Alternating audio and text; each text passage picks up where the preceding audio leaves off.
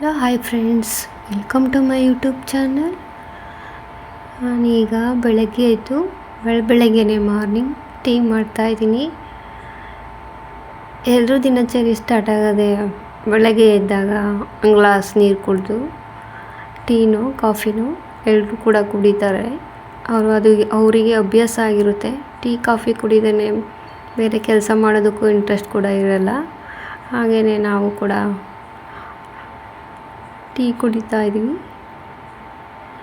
Tea ಕುಡಿದು ನಮ್ಮ ತೋಟಕ್ಕೆ ಸ್ವಲ್ಪ ಹೂವಿನ ಗಿಡಗಳು ಬೇಕಾಗಿತ್ತು. ಅದಕ್ಕೋಸ್ಕರ ಗುಲಾಬಿ ಗಿಡಗಳನ್ನ ತಗೊಂಡು ತೋಟಕ್ಕೆ ಹಾಕೋಣ ಅಂತ ಹೋಗ್ತಿದ್ವಿ. ತೋಟದಲ್ಲಿ ಎಲ್ಲೆಲ್ಲಿ ಹೂವಿನ ಗಿಡಗಳನ್ನ ಹಾಕ್ಕೊಂಡ್ರೆ ನೋಡೋದಕ್ಕೂ ತುಂಬ ಖುಷಿಯಾಗುತ್ತೆ.